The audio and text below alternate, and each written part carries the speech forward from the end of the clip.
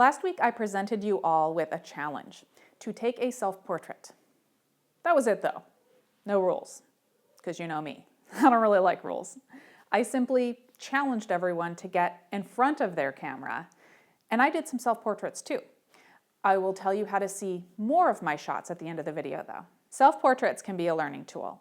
They can be a way to put your mark on an image, like a signature. They can be a sort of therapy even. Plenty of artists throughout history have drawn, painted, or sculpted themselves for those purposes, and many others. I started doing self-portraits because it was handy.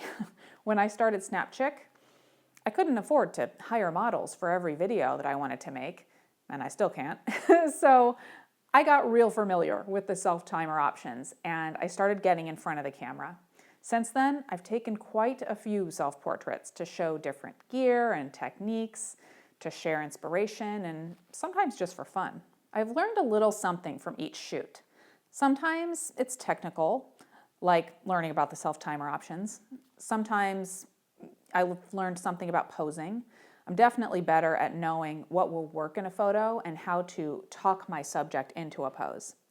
Sometimes the learning is more about just putting yourself in your subject's shoes, seeing what that experience is like. I often get the question about how to work with your subject or model, how to direct them, how to make them comfortable. Doing a self-portrait, you quickly learn what it feels like to be sitting in front of those hot lights, trying to think of new and interesting poses. So I asked you all to try your hand at self-portraiture, but I also said that I would do a self-portrait shoot too. I'm working on a video aimed at women, or men really too, that want to take their own boudoir photos, but don't know where to start.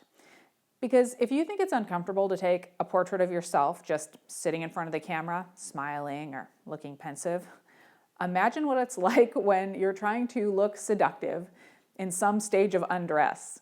So that's what I did this week. I did a casual boudoir shoot, and I'll be putting together that video, the do-it-yourself boudoir video, in the next few weeks. In the meantime, you can see a sample photo from this shoot, plus some technical details at snapchick.com. There's a link in the description of this video that will take you to it. VIPs, when you are there, log in to see an additional video where I discuss my gear choices, my inspiration, and how I edited the photos. Plus, there's an entire gallery of images from the shoot.